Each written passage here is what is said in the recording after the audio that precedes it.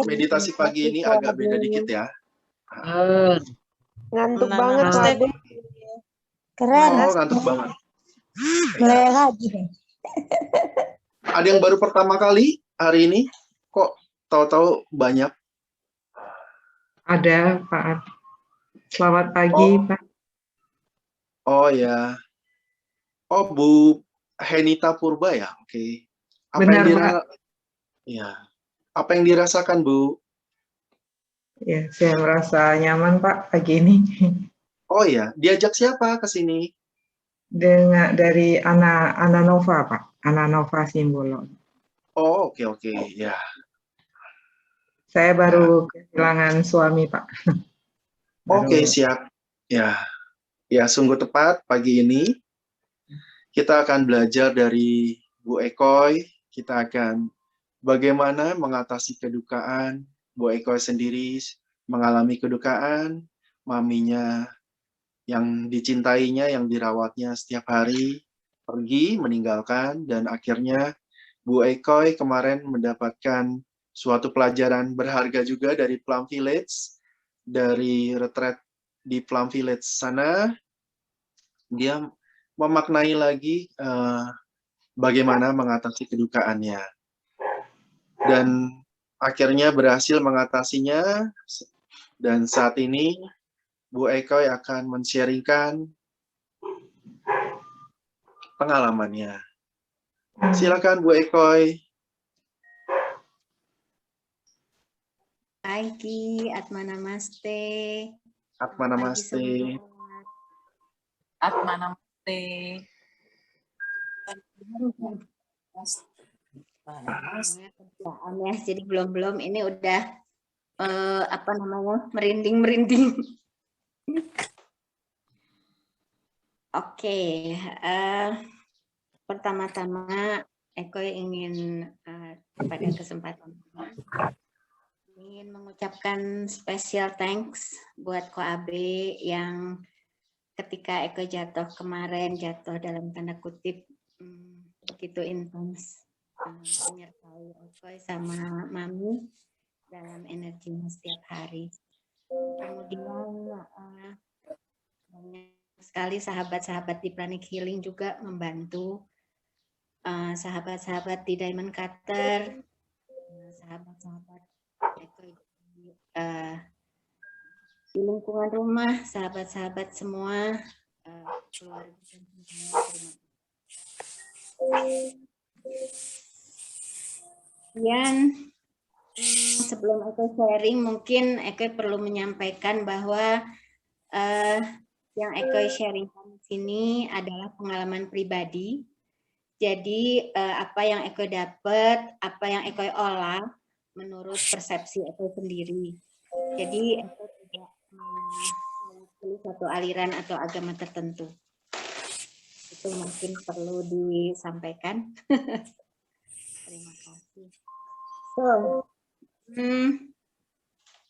pengalaman pribadi ya. Pertama dulu tahun 98 maaf.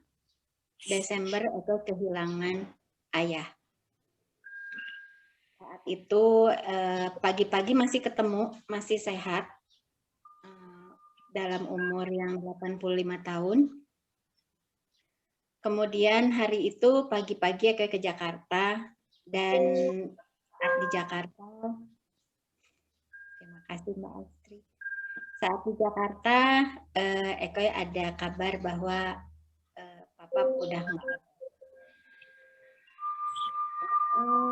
Di Jakarta sempat semaput, panik. Padahal waktu itu lagi makan di satu tempat makan gitu, makan siang. Terus pulang waktu itu untungnya ada yang nyupirin, bukan Eko yang nyupir. Sepanjang jalan menangis. Rasanya dunia runtuh, badan semua lemes. Dan sampai di rumah Eko pingsan. Begitu sadar, Mami yang saat itu tidak menangis sedikit pun. Dan Eko sepertinya gelap, nggak bisa mikir, nggak bisa ngapa-ngapain. Sampai di pemakaman Eko pun pingsan. Itu berlangsung selama hampir 3 hari Eko sakit. Lalu pada saat itu Eko sudah menikah tapi belum punya anak. Dan saat itulah awal-awalnya Eko mengalami abuse. Jadi saat abuse baru mulai kehilangan bapak, ya rasanya wah gitu, di bawah banget. Dan kenapa Eko ceritakan ini? Ini berbanding terbalik jauh sekali pada saat kemarin Mami nggak ada. Ini yang Eko sangat rasakan, apa namanya,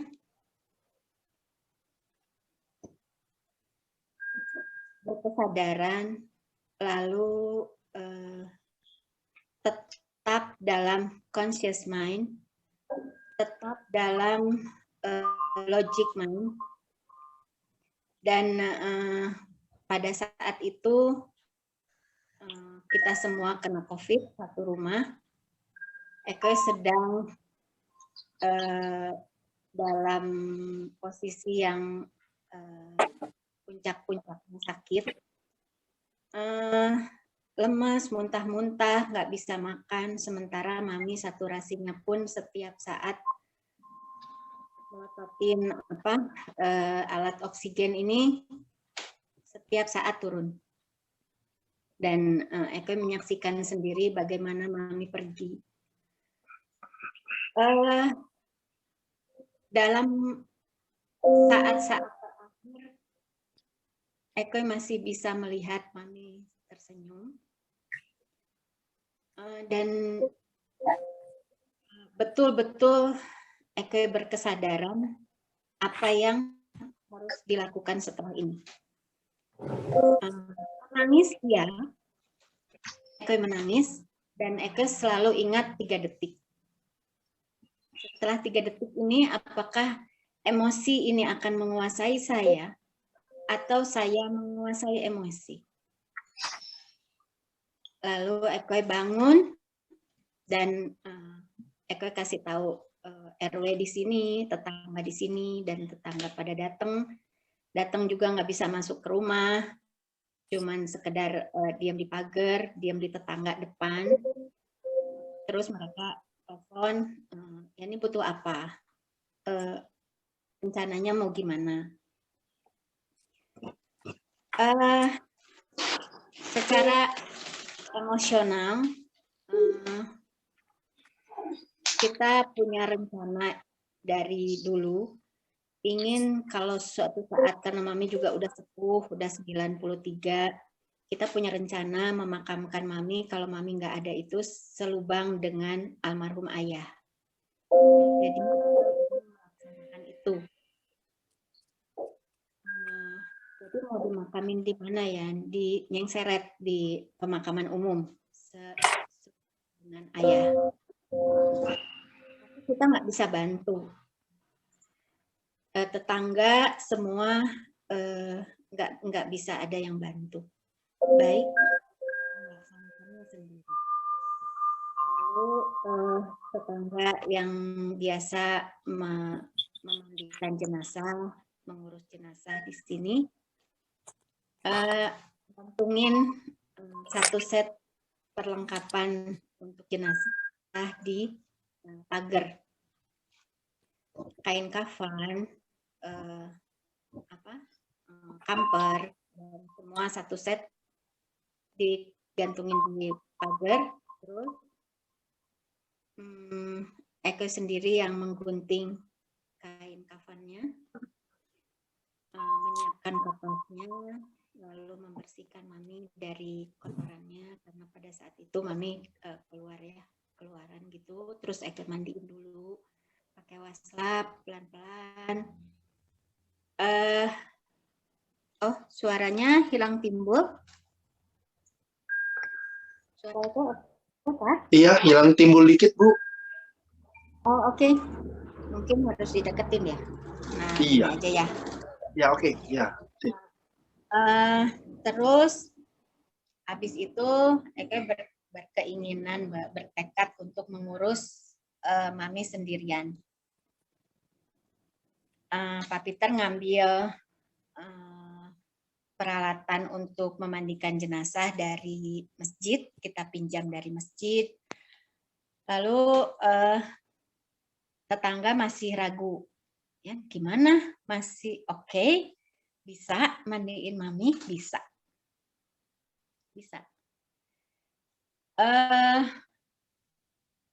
Masih dalam keadaan yang oke, Eko bisa. Lalu gak lama dari Pak RW dikasih tahu, ya kalau mau dimakamkan di tempat umum harus ada laporan kepolisian. Wah, harus lapor polisi. Kenapa? Karena meninggalnya COVID dan ini melanggar peraturan kalau mau dimakamkan di tempat umum. Saya kayak ditampar. Mami mau jalan dengan lancar, dengan damai. Mami sudah senyum dan sudah nggak sakit lagi. Lalu Eko mau hambat perjalanannya dengan melanggar peraturan. Eko nggak mau. Dari situ Eko stop. Eko nggak mau. Jadi karena kita sesuai prosedur COVID aja. Toh peraturan pemerintah itu untuk melindungi rakyatnya. Semua peraturan pemerintah itu karena pemerintah sayang sama rakyatnya. Jadi Eko punya keputusan, kita telepon Satgas COVID-nya, lalu Satgas COVID datang 1 jam kemudian. Mereka datang dengan APD lengkap dan membungkus Mami dengan kantong jenazah warna oranye. Lalu mereka membawanya ke rumah sakit, satu rumah sakit umum untuk dipulasarakan, dimandikan dan disolatkan, kemudian dibawa ke pemakaman umum. Pemakaman COVID, sorry. Suaranya hilang-hilang lagi. Eko coba lagi. Halo, oke kah?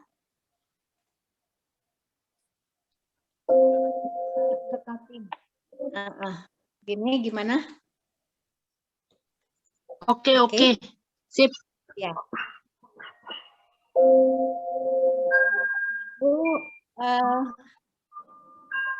Bagaimana Eko menyikapi ketika Mami nggak ada? Selama 53 tahun, Eko hidup. Nggak pernah jauh dari Mami.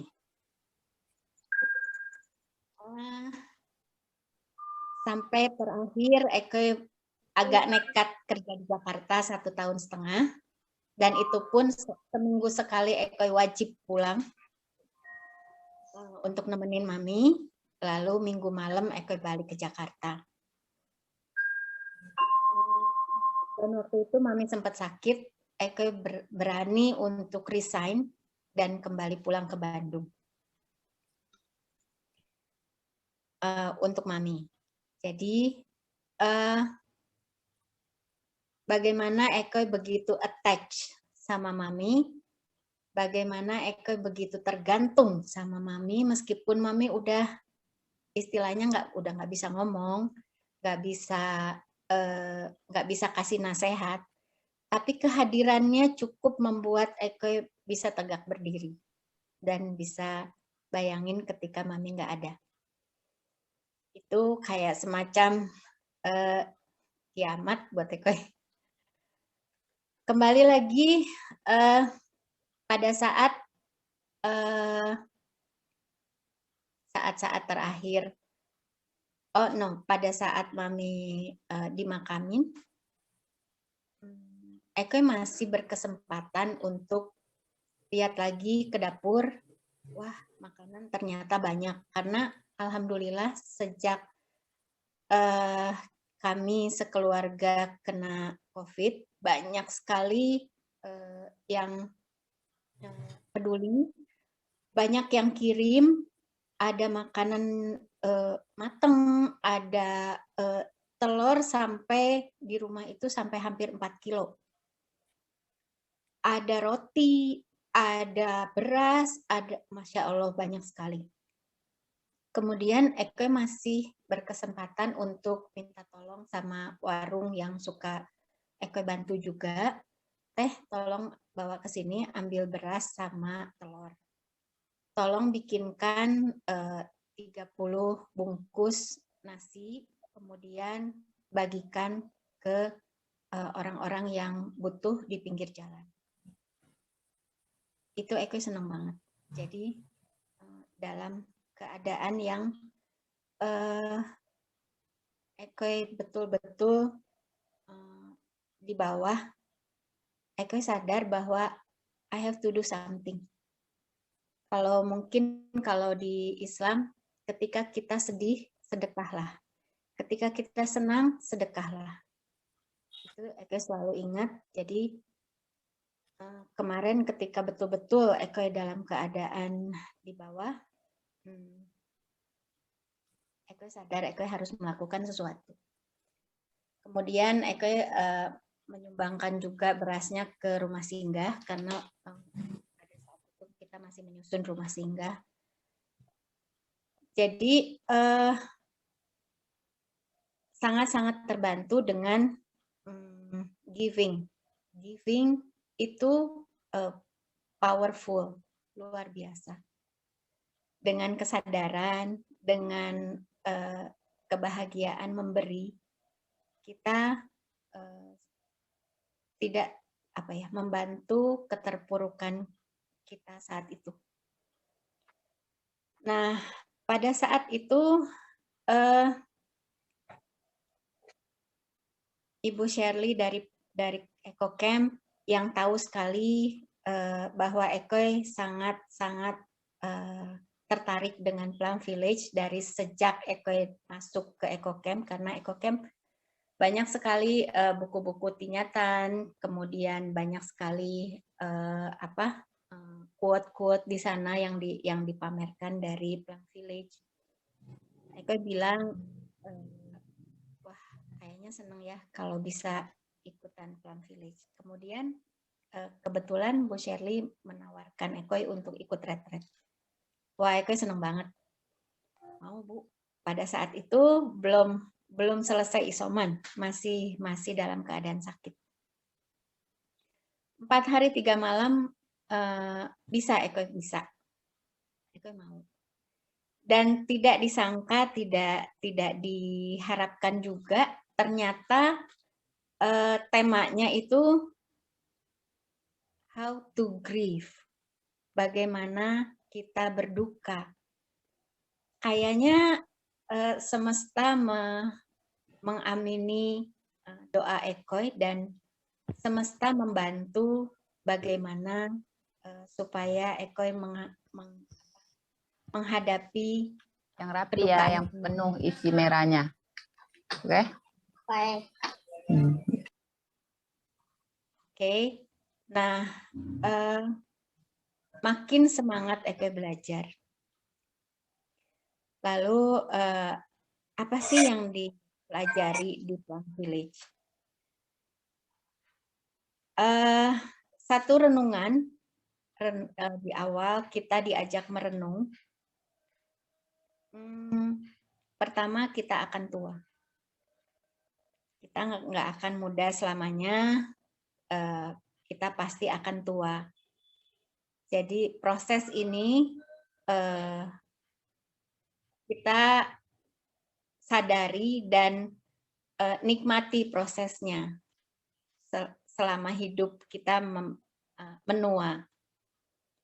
Kemudian kita akan sakit.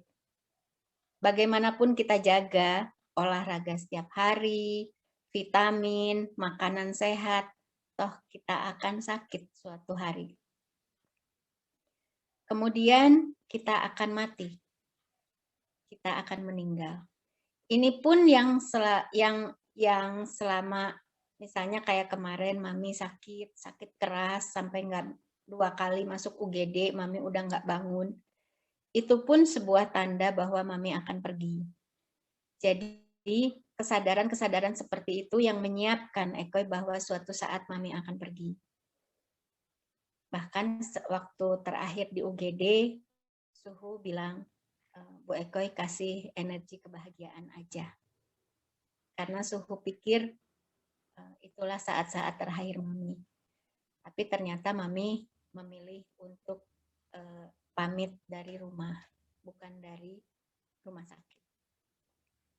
Itulah proses yang perlu kita renungkan, bahwa siapapun dia, apapun dia akan mati.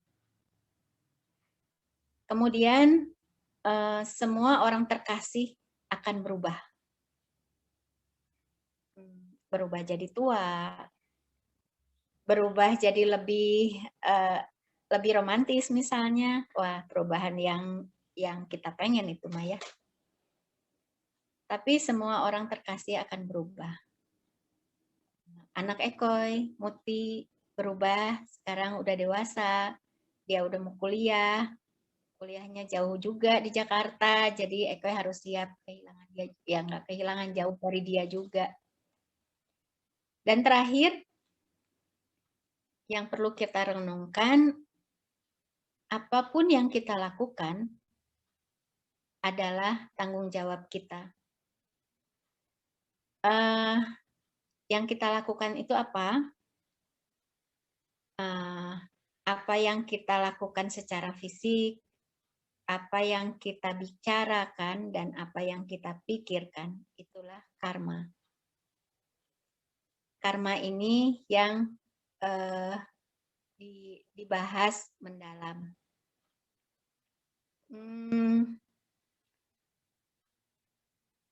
Di retret kemarin juga dibahas. Jadi kita hidup itu kalau dalam kehidupan yang Ekoy pahami juga adalah mulai kita lahir sampai kita mati. Itu adalah waktu kita hidup. Di mana kita sebelum kita lahir? Dibahaslah kalau fisik kita diciptakan dalam tanda kutip dari pertemuan sperma dan sel telur, ibu dan ayah.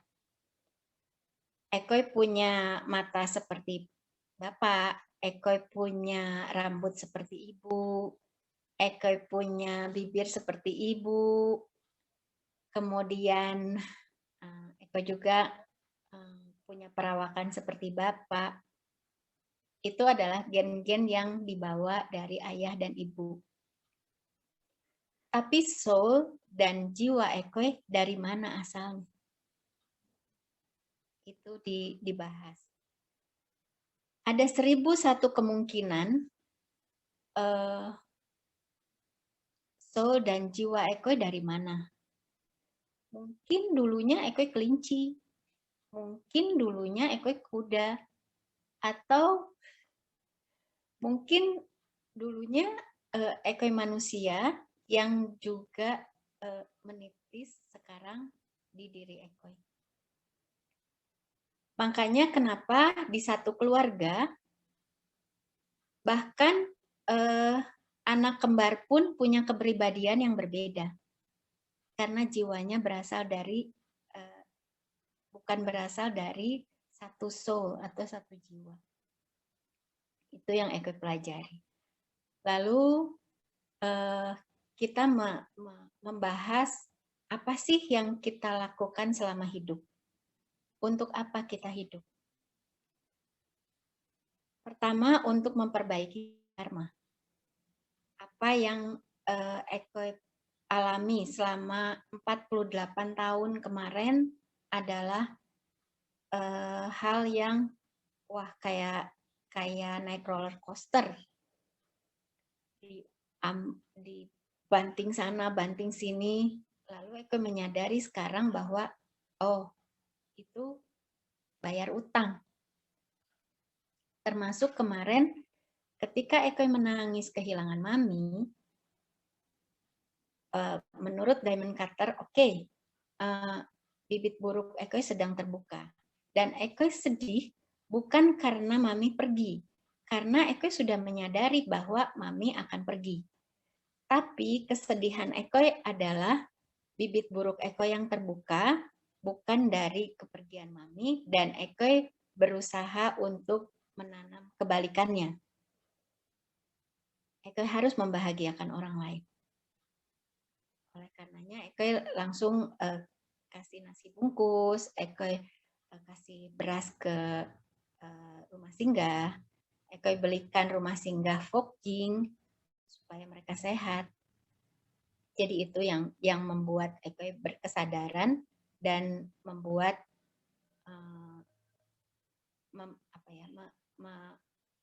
membayar utang karma. Setelah kehidupan berakhir, itu kenapa kita dilahirkan? Untuk apa kita dilahirkan?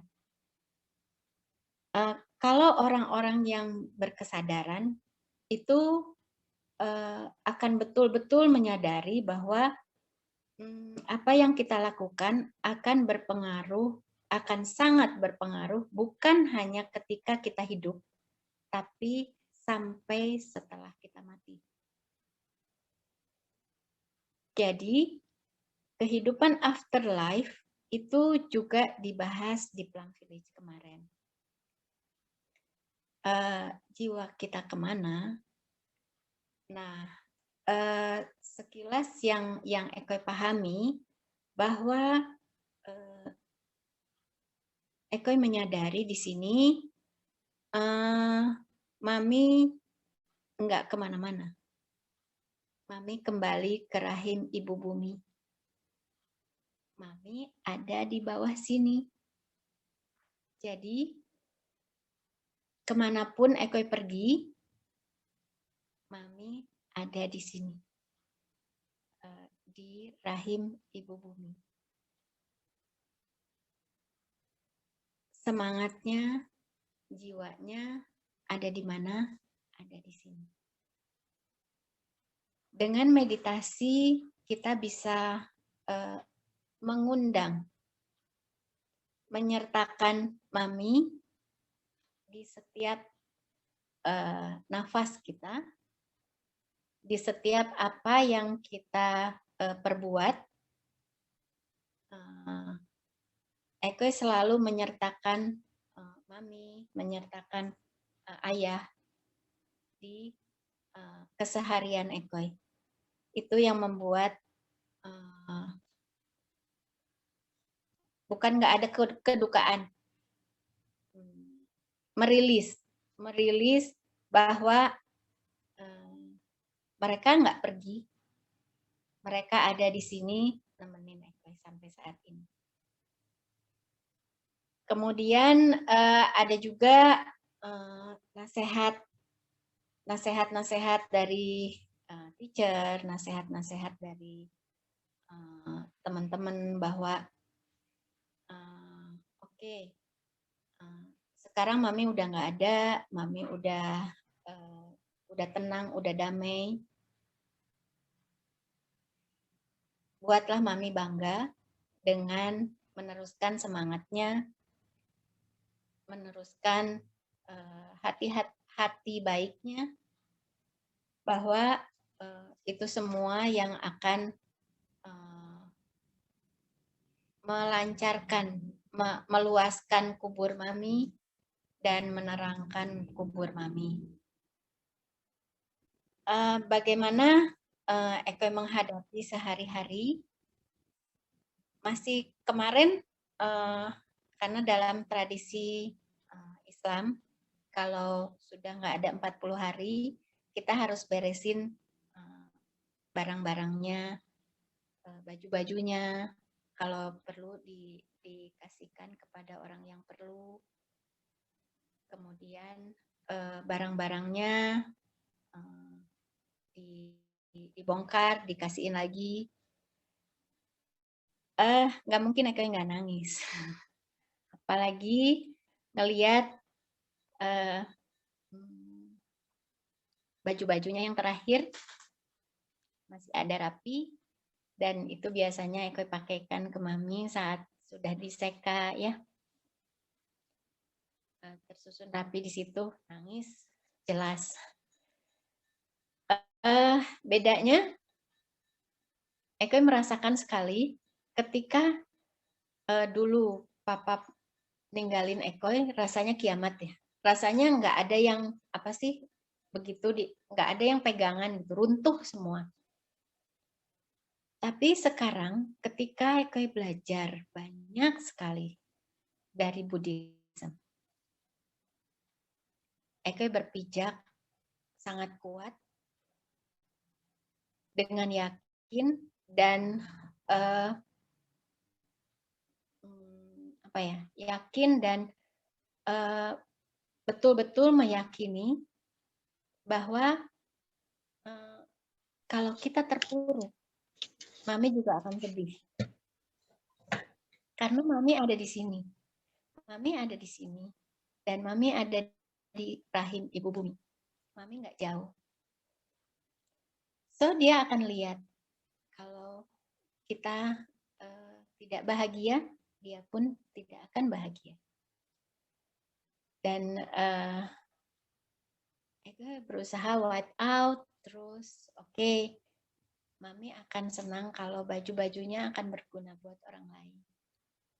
Dan kemarin kita waktu 40 harinya kita mulai beres-beres kamarnya Mami, beres-beres baju-bajunya, kaos kakinya.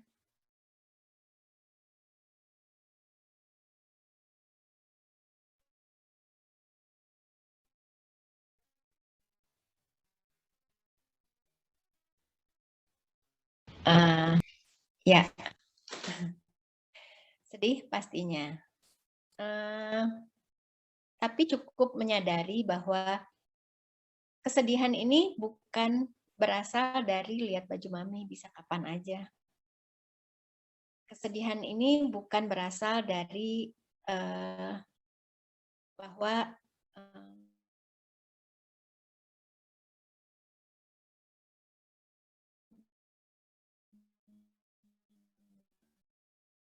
tidak, karena selalu ingat pesan-pesan dari teacher semua bahwa Mami itu ladang paling subur. So, lakukan segalanya buat Mami. Jadi, Eko sudah puas. Mungkin itu, Ko Abe, sharing dari Eko. Mudah-mudahan bisa membantu teman-teman mengatasi kedukaannya, embrace orang-orang yang ada di yang tercintanya, bahwa mereka ada di sekitar kita. Silakan teman-teman jika ada pertanyaan.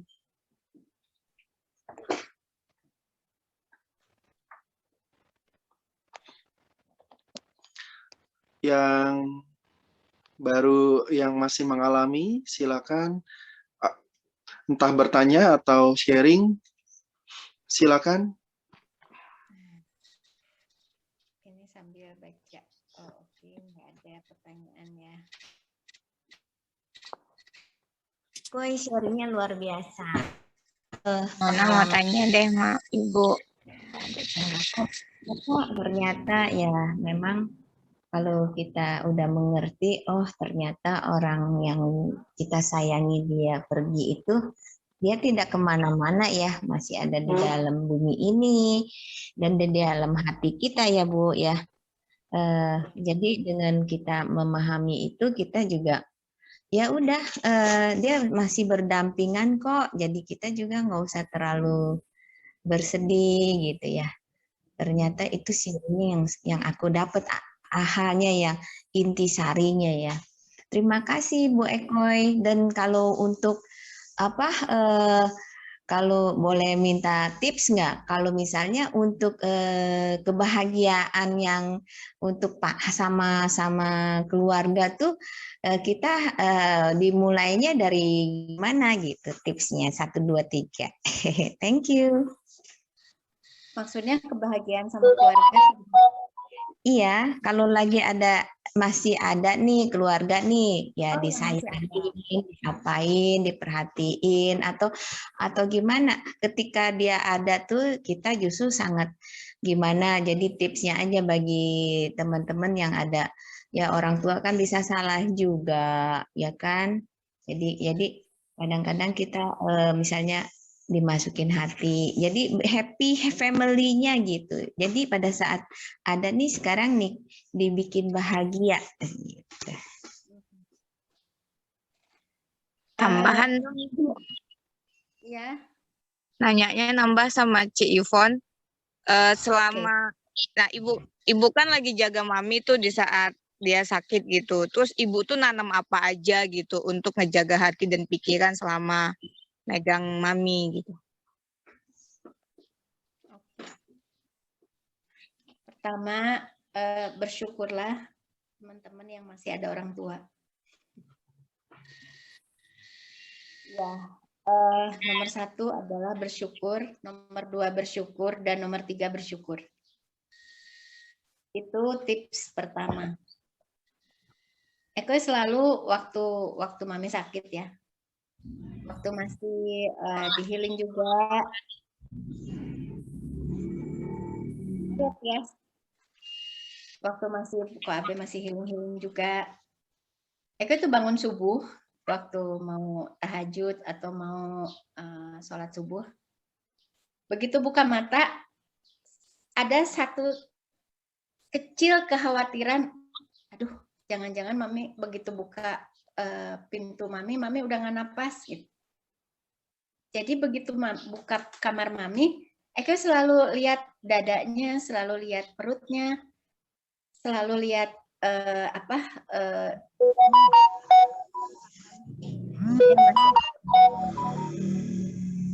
begitu masih ada rasanya, alhamdulillah mami masih ada sama Eko. Masih ada kesempatan 1 hari lagi untuk berbuat yang terbaik buat mami. Bagaimana caranya menyadari bahwa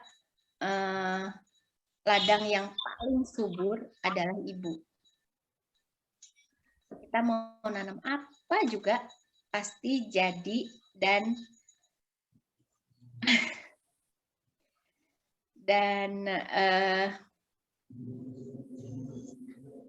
pasti berbuah manis. Tapi ya harus disadari juga kalau kita menanam ilalang, ya ilalangnya akan subur juga. Gitu ya. Bagaimana caranya supaya kita terus bahagia menghadapi, misalnya nggak semua ibu itu penuh kasih sayang, terus mau perhatian atau sabar, nggak semua ibu seperti itu. Mami Eko bawel, nggak sabaran gitu ya. Bagaimana caranya? Pertama, kalau buat Eko menyadari bahwa kenapa mami bawel itu datangnya bukan dari mami, tapi karena Eko pernah bawel sama orang lain. Eko juga suka komplain sama orang lain. Jadi mami itu hanya media. Dan kita nggak bisa nunjuk ke mami. Tapi nunjuknya ke bibit kita. Gitu Ci Yvonne. Itu salah satu tips bagaimana kita tetap berbaik sangka sama mami, sama orang tua ya. Karena sekarang di Lamrim 38 itu dari awal Juli sampai akhir Agustus selama 5 minggu kita mengupas seperti apa pengorbanan seorang ibu. Itu Ekoi mewek-mewek juga. Dan kembali lagi, semesta sepertinya menjawab semua keluhan Ekoi, kesulitan Ekoi, dan Ekoi disuruh belajar lebih dalam lagi tentang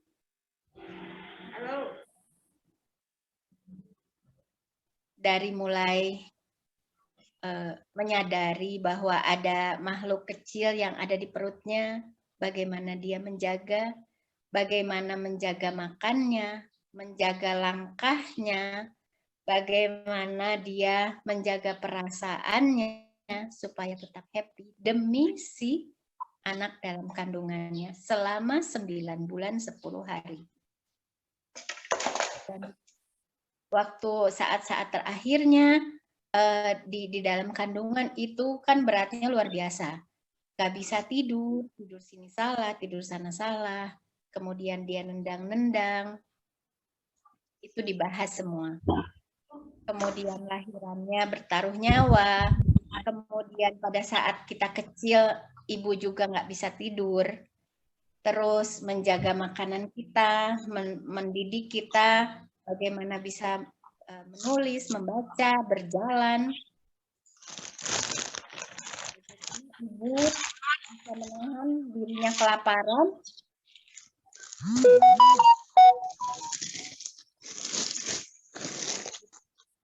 Jadi sekarang lagi belajar di Lamrim 38. Iwan sama Mona mudah-mudahan bisa membantu menjawab.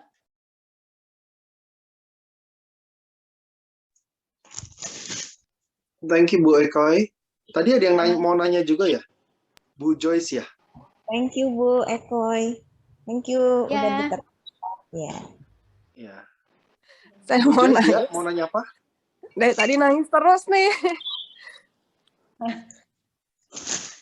Kalau Bu Ekoi kan masih mending gitu ya. Maksudnya mamanya masih dirawat di rumah gitu. Sedangkan saya nih, mama saya tuh di rumah sakit gitu ya.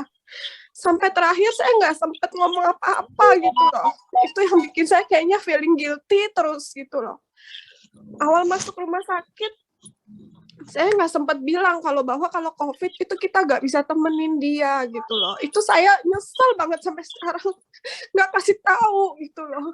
Jadi kayaknya perasaan bersalah terus ada di dalam diri saya gitu loh. Gimana ya Bu Eko ya caranya gitu untuk hindarin itu gitu loh. Di satu sisi saya sih bahagia juga karena Mami nggak terlalu lama disiksa dengan sakitnya. Tapi di satu sisi lagi saya tuh berasa bersalah banget, nggak sempet ngomong apa-apa gitu loh, nggak sempet bilang ke dia gitu. Aduh, saya sedih banget. Gimana Joy, caranya ya? peluk-peluk ya. Jadi yakinlah bahwa caranya Mami pergi adalah cara dia, bukan cara kita. Kita hanya bisa berharap, kita hanya bisa berkeinginan. Keinginannya keinginan siapa? Keinginan kita, keinginannya Mbak Joyce, keinginan Ekoi. Keinginan Ekoi Mami jangan pergi gitu ya. Tapi keinginan dia dan jiwanya dan soul-nya kita nggak pernah tahu bahwa itulah cara terbaik untuk beliau pergi. Just be positive. Mungkin maminya Bu Joyce tidak ingin melihat Bu Joyce lebih sedih kalau dia pergi di depan Bu Joyce, dan Bu Joyce akan lebih ngelepasnya tuh kayak gini ya. Kalau Eko ya ngerasanya karena Mami nggak ada di depan Eko, kayak mau menolong seseorang jatuh ke jurang, tangannya tuh udah di sini, dia melihat ke jurang terus Eko nggak bisa nggak bisa nahan tangannya, dan tiba-tiba dia ngelepas terus jatuh, dan saya ngelihat di depan mata kepala sendiri dia jatuh dan mati. Seperti itulah ketika Eko ngelihat saturasi Mami setiap saatnya turun, and I cannot do anything. You see? Jadi ibu kita pergi dengan caranya sendiri, dengan apa yang soul-nya mau, dan percayalah apabila ibu kita bisa bicara depan kita sekarang, pasti mereka memeluk kita saat ini. Gak usah sedih, Mami udah nggak sakit lagi. Kan Bu Joyce bilang sendiri bahwa hanya 2 hari di rumah sakit, bersyukurlah. Disiksa dengan, saya ngelihat sendiri Mami masukin sonde itu dari hidung, masuk ke tenggorokan dan masuk ke pencernaan, itu Mami kesakitan sekali. Eko udah nggak bisa lihat. Dan bersyukurlah Mami sudah tidak harus melalui itu semua lagi. Kemudian Bu Joyce bisa menyampaikan apa yang menjadi unek-uneknya Bu Joyce yang belum sempat disampaikan. Sampaikanlah melalui meditasi. Sampaikanlah melalui saat-saat, kalau Eko ya, saat-saat kita mau tidur. Kita bisa ngobrol kok sama Mami. Eko juga gitu. Mami, sekarang Muti udah mau kuliah. Dia kuliah di Jakarta. Tolong jaga dia ya, Mami.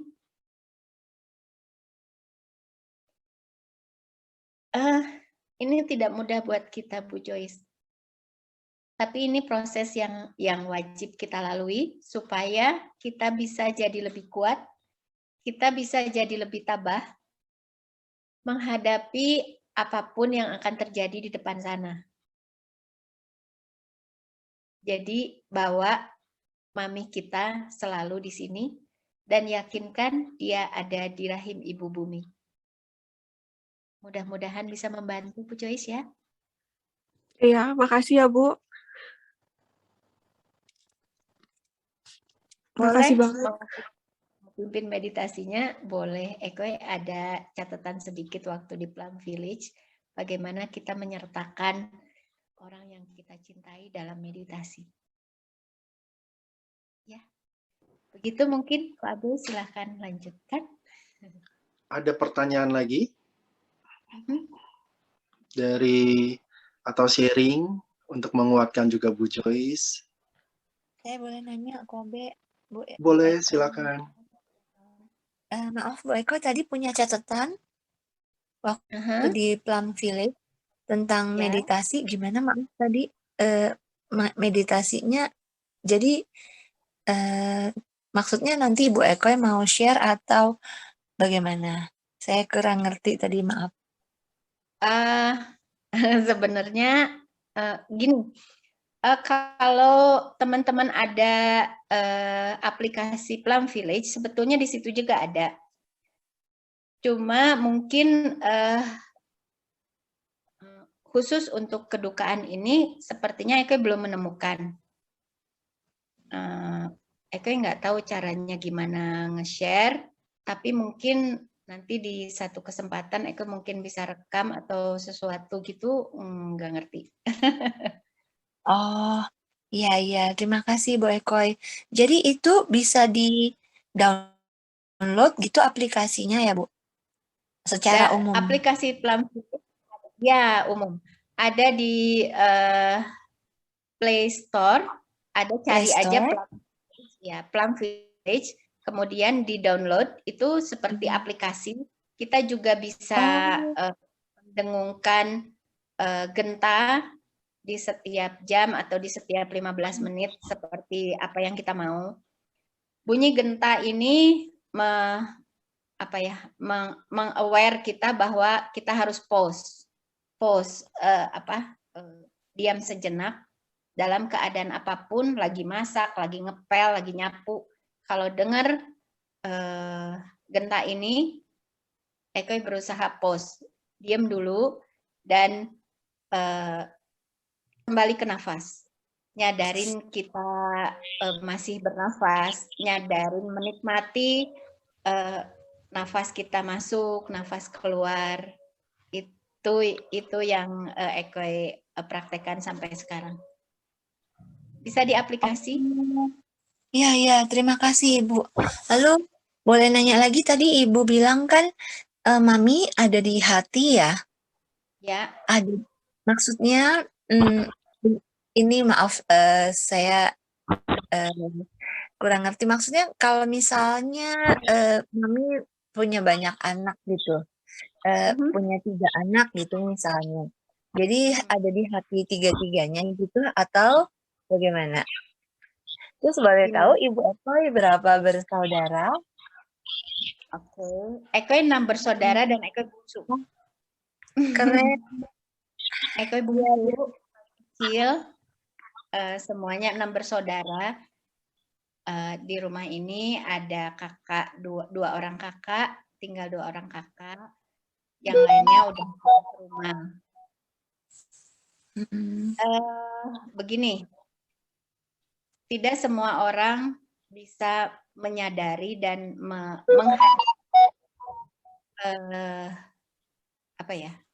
menghadirkan seseorang yang dia cintai di dalam hatinya. Kakak Ekoi mengolah kedukaannya dengan caranya sendiri. Tapi untuk Ekoi belajar di Plum Village ini bahwa ketika the life after life, kehidupan setelah mati itu kita kemana? Kan jasadnya ada yang dibakar, ada yang dikubur, begitu ya.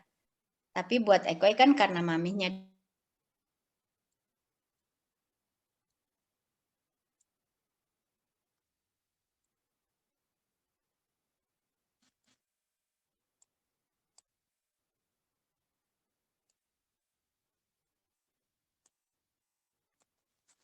Mami berwujud dalam satu bentuk yang lain. Dia ada, tapi nggak ada badannya, karena badannya sudah ada di rahim ibu bumi. Hanya wujudnya yang berbeda. Nah, di Lamrim, Ekoi belajar lagi bahwa the life after life itu yang karma tadi reinkarnasi, mungkin saja dan sangat mungkin Mami itu jadi semut. Mami itu misalnya jadi kucing piaraan Ekoi. Jadi sampai sedalam sana. Makanya kita diminta untuk mencintai seluruh makhluk di bumi ini, menyayangi semua orang. Kita nggak pernah tahu, mungkin saja orang yang menyakiti kita itu justru soul-nya itu ibu kita. Sampai sana. Jadi itu lebih dalam lagi, lebih panjang lagi pembahasannya. Tapi yang jelas the life after life itu wujudnya yang berubah. Dia ada di sekitar kita. Yakin bahwa bagaimana kita mencintai dia, dia pun akan mencintai kita dan dekat dengan kita. Itu Bu Teresia. Oh, jadi tahu selalu ada di hati atau kadang-kadang kalau kita menyadari baru ada di hati, Bu? Tergantung kita mau ngundangnya kapan. Oh, Tapi kalau menurut Ekoi, ya jangan ketika kita butuh aja ya. Ketika kita butuh baru dipanggil gitu kan. Kalau sebagai manusia juga ngapain sih lu datang cuman butuhnya doang kayak gitu ya. Iya. Kata-kata gitu. Tapi kalau menurut Ekoi, do it every time. Ketika kita masak, iya ya Mami suka masak ini, pasti Mami suka kalau Ekoi masak ini. Dan bayangkan kalau Ekoi masak ini, Mami suka dan seenak pada saat Mami ada.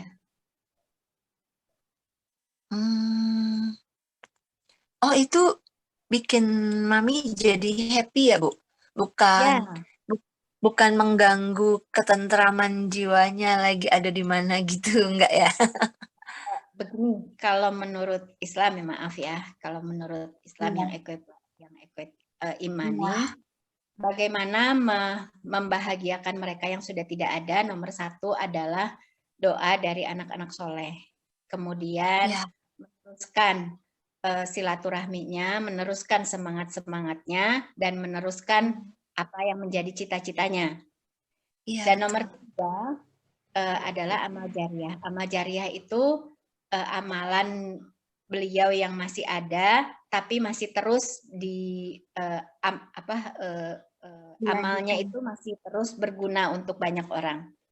Nah, berkenaan dengan itu, kayak misalnya nomor 3, meneruskan semangat-semangatnya, meneruskan niatnya, meneruskan kebahagiaannya, itu adalah satu dari banyak hal untuk membahagiakan dia. Oh, ya. Terima kasih, Mbak Koy. Terima kasih buat teman-temannya, Bu. Sama-sama. Ada lagi? A, B. Halo. Hadir. Ya.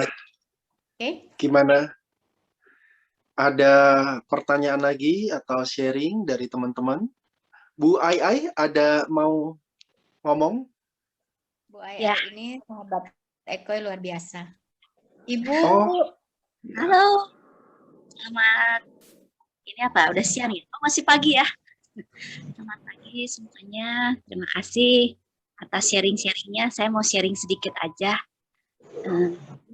Pengalaman saya saat ini, kebetulan saya juga sekarang ini lagi mengurus mama saya. Saya ingin berbagi aja apa yang saya dapat ya. Semoga buat teman-teman yang di sini yang sedang mengurus atau masih mempunyai ibu, masih punya orang tua, ya kita masih ada kesempatan gitu untuk ngurus mereka. Jadi saya mau sedikit sharing aja. Sebetulnya dari waktu saya kecil itu saya sebetulnya ada luka batin sama ibu saya. Sebetulnya gitu. Jadi saya tuh 6 bersaudara dan kemudian saya anak paling kecil. Biasanya kan kalau anak bungsu kan dibilangnya paling disayang ya. Tapi kalau untuk saya tuh enggak. Jadi kalau bilang aduh semua si bungsu sayang gitu ya, kalau saya sih enggak. Jadi waktu saya kecil, ini cerita saya waktu kecil tuh justru saya luka batinnya oleh ibu saya karena saya merasa nggak disayang, nggak diperhatiin gitu. Seperti itu. Nah lalu luka batin itu ya terus ya bergulir. Seperti itu ya karena karena setelah udah besar akhirnya baru sadar oh iya ya karena mama anaknya banyak jadi saya memaklumi setelah saya dewasa, apalagi setelah kita udah menikah punya anak ya, memaklumi banget gitu. Setelah itu luka batin mulai hilang. Karena ya saya bahwa punya anak ketika yang bungsu itu udah mulai males ngurus lah gitu. Bukannya nggak sayang tapi punya cara sayang yang lain. Dan udah banyak anak kan udah anak ke-6 tuh udah repot lah, udah bosen lah ibaratnya ngurus anak ke-6 tuh udah bosen gitu. Setelah saya seperti itu, tapi memang agak sulit ya karena hati ini tuh sayangnya itu memang kita kan agak jauh, maksudnya saya memang banyak diurusnya sama cici-cici saya. Jadi rasa sayang dekat sekali sama mama tuh enggak. Jadi saya tuh berbaktinya ya kalau boleh ngomong hanya kewajiban sebagai anak, tapi tanpa hati. Itu yang sebenarnya saya sadari, saya tuh nggak boleh seperti ini. Jadi saya hanya sayangnya itu wajib. Beda ya, itu kewajiban dengan hati tuh beda banget. Itu yang saya tuh pengen rubah gitu. Gimana caranya ya supaya saya tuh bisa mencintai beliau, tidak hanya kewajiban saja. Cuman memang sulit gitu, itu terbangun. Karena dari kecil memang itu sudah terputus gitu, seperti itu. Nah, tapi puji Tuhan, sejak pandemi ini mama kan keadaannya ngedrop. Akhirnya mama saya ambil, lalu di situ saya sambil menjaga mama saya saya mulai menghealing diri saya sendiri untuk mencintai beliau dengan memakai hati. Karena kan selama ini kan nggak serumah ya. Nah, di situ saya sambil menjaga, tapi saya juga menghealing diri saya sendiri seperti itu. Jadi kalau yang ingin saya bagikan itu, saya pertama kali ikhlas dulu. Saya ikhlas menerima semua kelebihan dan kekurangan mama. Jadi dari ikhlas menerima semua kelebihan dan kekurangannya, tentu semua pasti ada kelebihan kekurangannya, kita pun juga ada. Saya mencoba untuk step pertama adalah ikhlas. Udah gitu dari ikhlas saya baru enjoy the moment. Jadi setiap semua yang saya lakukan pada mama terhadap keseharian bersama mama ini, saya enjoy the moment lah dari semua. Ya pasti kita ada bercandanya, ada rewelnya, namanya orang tua ya, ada rewelnya atau bahasanya ada ngeyelnya, ada apa sih ya, tahu sendirilah ya namanya orang tua ya. Seperti itu ya, saya selalu nikmati gitu, belajar untuk menikmati semua momen bersama dia. Dan setiap kali, tentu di momen itu kan ada dua ya, ada momen yang sesuai harapan kita, ada yang nggak sesuai kan, apalagi ketika rewel, ketika disuruh ini, suruh itu, membantah, ya Sundanya kalau pada orang Sunda bedegong gitu ya, orang tua kadang-kadang ada bedegongnya banget gitu kan, itu saya selalu ya untuk ikhlas, ya udah ikhlas ini ya semua lah antara kebaikan dan keburukannya lah. Jadi saya selalu bolak-balik di step 1 dan 2 itu. Ikhlas, enjoy the moment. Ikhlas, enjoy the moment. Seperti itu. Ketika tidak sesuai harapan, saya kembali ke ikhlas. Ikhlas, yaitu dengan kita tarik nafas ya. Kalau yang bagi mempelajari pernafasan, kita tarik nafas, hembus, relax. Kita enjoy the moment, relax, seperti itu aja. Tapi itu sangat membantu saya sih dengan selama ini beberapa tahun ini menjaga mama ya. Nah terus dari 1 step itu ikhlas, terus enjoy the moment, baru saya masuk step ketiga yaitu bersyukur. Saya bersyukur selalu ditarik, yaitu ketika misalnya ketika ada kekesalan lah pada mama yang lagi rewel gitu misalnya, yang lagi aduh gitu, saya balik lagi ke step ketiga ditarik yaitu bersyukur. Bersyukur masih ada kesempatan bersama mama. Bersyukur diberi waktu bersama mama ya di umur yang udah lumayan, sekarang udah 78. Step yang ketiga bersyukur. Itu aja sih, semoga tips saya ini yang saya sedang jalani sekarang, semoga ya bisa kan buat teman-teman, yaitu ikhlas, enjoy the moment, dan bersyukur. Itu aja. Terima kasih semuanya, dan penutupannya saya bersyukur saya pun menjaga dan saya menghealing diri saya sendiri. Akhirnya sekarang tuh sama mama tuh malah sayang banget. Saya rasanya tuh sekarang aduh bener-bener sayang banget sama mama, dan saya bersyukur banget di saat saya ada trauma, tapi ternyata sekarang saya mencintai banget beliau dan dititipi lagi ya sama Tuhan, dikasih kesempatan untuk menjaga mama saat ini. Itu aja, terima kasih semuanya. Terima kasih, sehat selalu. Terima kasih. Luar biasa. Terima kasih. Pak Abe, Bu Ai ini suka menciptakan lagu. Suaranya juga keren, luar biasa. Gitu. Orang Diamond Cutter juga ya?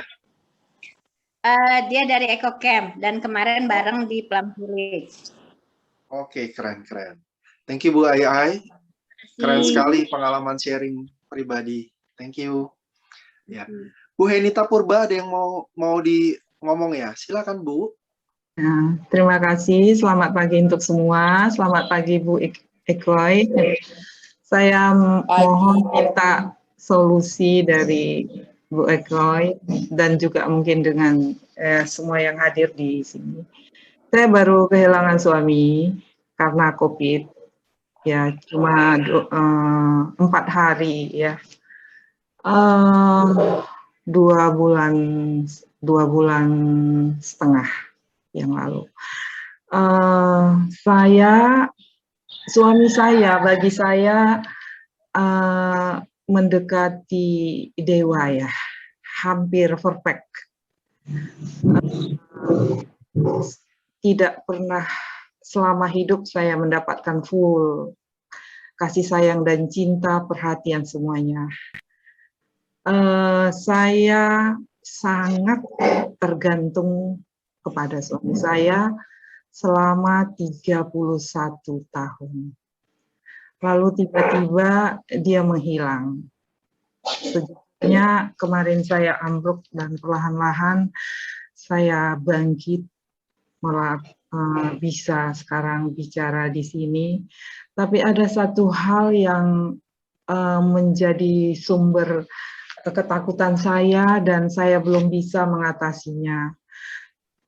Kebetulan saya itu tidak punya banyak keluarga, ya. Terus sepertinya dikondisikan nanti ke depannya saya harus sendirian di rumah ini. Anak saya 2 itu sudah, yang besar sudah menikah, adiknya di Bandung, tinggal di Bandung, saya sendiri di Medan. Lalu yang menemani saya sekarang itu keponakan saya. Tapi keponakan saya, dia juga nanti kan akan punya kehidupan sendiri. Lalu sekarang ini saya dipenuhi oleh bagaimana nanti aku untuk sendiri. Orang-orang banyak bilang sama saya, kamu nggak beriman, ada Tuhan. Selalu yang saya terima begitu ucapan. Kamu kan orang berdoa, kenapa nggak percaya sama Tuhan? Tuhan menjagamu. Saya bilang saya percaya Tuhan, tapi perasaan itu datang sepertinya mencekam saya tidak berani nanti. Saya tidak berani sendiri gitu untuk tinggal di rumah ini sendirian. Karena selama 31 tahun dari hal-hal yang paling kecil pun itu saya sangat tergantung kepada suami saya. Jadi apa yang harus saya lakukan itu aja. Mohon Bu Ekoi dan mungkin yang lain solusi bagaimana saya bisa untuk menjadi berani nanti mungkin hidup menjadi berani menghadapi ke depannya. Bu Henita turut berduka cita. 2,5 bulan berarti bulan Juni ya Bu? Ya, akhir ya. Ya, bareng sama mama saya. Mami itu 26 Juni nggak adanya. Jadi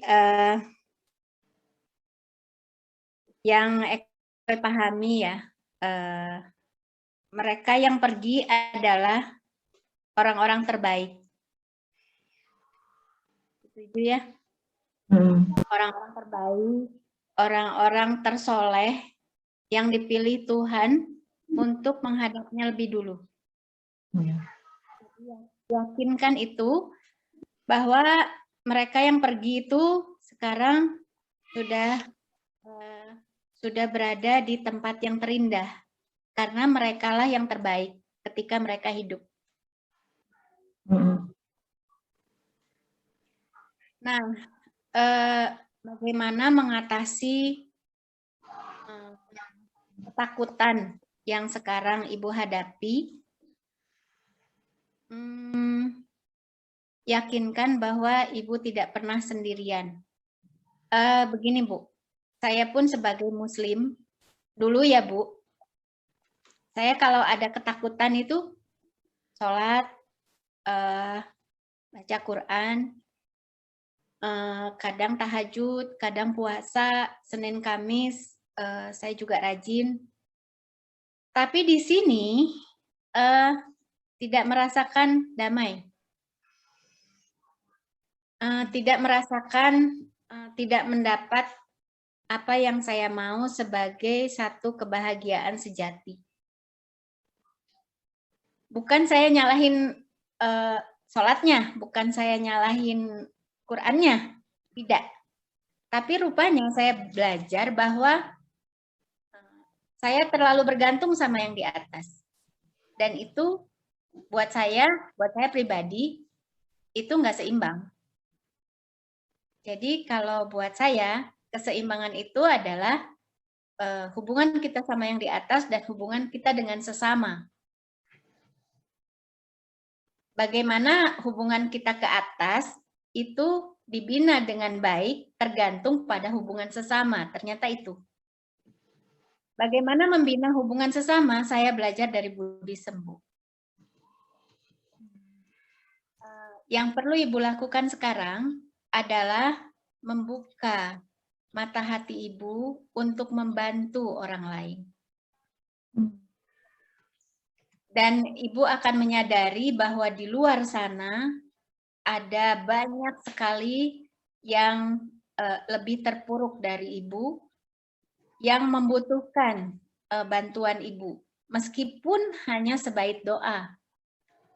Doakan buat mereka. Jadi begini bedanya. Kalau saya sholat, kalau saya tahajud, kalau saya berdoa itu kan, ya Allah selamatkan saya, ya Allah sehatkan saya, ya Allah lancarkan rezeki saya. Begitu ya Bu. Tapi kalau kita berdoa untuk orang lain, selain kita juga mendapat berkah dari orang yang kita doakan, kita mendapatkan hubungan yang baik dengan sesama. Bantulah orang lain untuk menjadi bahagia, dan jangan pernah, ya kalau perasaan sendiri itu nggak bisa disangkal ya. Sadari saja, oh iya ya saya lagi kesepian. Mungkin Ibu mulai bisa buka jendela, lihat tetangga kiri kanan, ada yang isoman, coba kasih masakan Ibu yang hari itu Ibu masak, kasih ke tetangga. Maka dengan begitu Ibu akan ditemani. Kemudian kalau misalnya sebetulnya sih kalau yang saya pelajari bagaimana membuat kita tidak kesepian, itu temani orang-orang yang kesepian. Biasanya saya menganjurkan ke panti jompo, tapi kalau sekarang karena masa pandemi, semua panti itu ditutup untuk kunjungan, nggak boleh ada kunjungan. Nah mungkin daripada Ibu menunggu ada saudara untuk datang, ada saudara untuk berkunjung, mari kita mulai dengan diri kita sendiri, Bu. Buka hati, saya mau telepon kakak saya, saya mau telepon teman saya yang udah lama nggak pernah ketemu lagi, apakah dia sehat? Apa kabar dia sekarang? Boleh dicoba, Bu. Atau saya bisa share sedikit resep. Ibu lihat kontak WA Ibu. Biasanya di kontak WA ada foto-fotonya ya, Bu? Ibu doakan mereka satu-satu. Iya, ini si Agus udah lama nggak ketemu. Apa kabar ya dia? Duh, mudah-mudahan dia bahagia. Mudah-mudahan sekarang rezekinya lancar. Mudah-mudahan dia sekarang sehat. Bisa doakan. Jadi Ibu nggak merasa kesepian. Bu, boleh saya bertanya lagi, Bu? Iya. Kebetulan kan, Bu, dalam hal kecil itu, misalnya contoh, mohon saya nggak ditertawakan dalam hal ini. Saya kan badannya kadang nggak gitu kuat ya, Bu ya. Jadi kadang untuk hal kecil aja, misalnya saya pulang capek atau malam nanti ke Lisa, itu biasa itu selama 31 tahun itu saya di cover suami benar. Misalnya Mama badan capek, nanti dia pijat-pijat sampai saya tertidur. Mama sedih, nanti dia ambil gitar nyanyi. Mama pusing, nanti pokoknya saya benar-benar sangat nyaman. Lalu sekarang ini Bu, yang paling saya kadang nyetir aja pun, saya karena sekarang ini udah dalam jauh tuh takut, karena biasanya itu kan satu hari itu nanti bisa 5 kali ditelepon. Mama di mana? Udah makan apa? Kalau misalnya macet ini macet. Iya Pak macet nih susah, ya udah mobil tinggalkan nanti Papa jemput. Pokoknya benar-benar saya itu dibuat nyaman gitu. Jadi sekarang ini saya mikirnya nanti sendiri, kalau aku sakit siapa yang urus aku? Kalau badanku gimana? Itu 2 bulan itu Bu Eko, saya benar-benar menderita, sangat menderita. Jadi kalau misalnya saya rasa gelisah, nggak ada yang hibur saya lagi. Tapi semua badan saya pegal-pegal, nggak ada yang pijat. 31 tahun itu merupakan upaya saya untuk benar-benar bisa mungkin beradaptasi ke depannya. Itu. Jadi bukan hanya perasaan, tapi menyangkut fisik saya juga gitu. Jadi terus, tapi saya mikir tidak mungkin saya tergantung sama orang terus. Terus saya mikir dia pergi mungkin untuk bikin saya nanti lebih kuat gitu. Tapi bagaimana ini supaya saya benar-benar bisa untuk survive gitu loh. Karena sekarang sejujurnya saya belum bisa. Masih berjuang untuk itu. Ya, semua orang butuh proses, Bu. Saya juga. Kita semua juga. Jadi, yang perlu, mungkin kalau menurut saya ya, Bu, perlu disadari saja. Menikmati proses itu lebih penting. Bahwa sekarang saya masih merasa takut, merasa sendiri, oke. Saya masih ingat sama almarhum, bagaimana baiknya dia. Kalau lagi saya pulang, biasanya almarhum ada. Sadari saja bahwa iya, saya lagi sedih, iya, saya belum bisa untuk move on. Sadari saja. Yang Eko lakukan adalah jejak ke bumi. Jangan sampai kita ngambang dibawa sama emosi. Itu yang bahaya. Ketika kita sadar bahwa kita sedih, iya kita sedih, tapi kita masih on logic, masih berkesadaran bahwa saya masih ada di bumi, bukan diombang-ambing sama kesedihan yang nggak perlu. Nah, dengan kita berlatih untuk berkesadaran, kita akan nantinya terbawa ke what next. Apa yang harus saya lakukan selanjutnya? Oke, saya berusaha untuk belajar mandiri. Pada saat ini dia meninggalkan saya, dia membeli pelajaran saya supaya saya mandiri. Saya bisa berdiri sendiri. Kemudian setelah itu buka hati kita seluas samudra. Bantu orang lain. Dengan membantu orang lain, lebih kita ini ternyata dibutuhin banyak orang gitu. Daripada kita terpuruk sendirian di rumah, kita juga akan lebih sakit karena itu akan mempengaruhi tubuh fisik kita. Kalau tubuh jiwa dan tubuh energi sudah lemah, tubuh fisik akan sakit. Itu jangan sampai, Bu. Jadi yang perlu dijaga adalah tubuh jiwa, juga tubuh energi, supaya tubuh fisik kita sehat. Buktikan sama almarhum suami, karena kalau menurut Eko, yakin bahwa dia masih ada di sekitar kita, Bu. Dia ada di sini. Ibu, panggil dia, Pak, ini aku bisa nyapu sendiri loh. Pak, ini aku bisa masak sendiri loh. Dia akan bangga. Iya, Bu. Akan saya lakukan. Terima kasih, Bu Eko. Sama. Pagi, Bu Eko, Ibu Anita. Boleh nambahin sedikit gak? Boleh. Halo. Halo. Iya, Bu Eko, keren. Bu Anita, saya belajar banyak dari Bu Eko ya. Saya mau sharing sedikit. Saya juga sudah ditinggal suami 3 tahun yang lalu. Jadi yang penting tadi betul yang dikatakan Bu Eko, bahwa kita harus memiliki kesadaran dan sebetulnya mengubah cara pandang. Seringkali kita itu hidup di masa lalu atau di masa yang akan datang, bukan yang sekarang. Jadi mikirin kekhawatiran gimana, besok bagaimana. Padahal kemarin saya begini, saya begitu.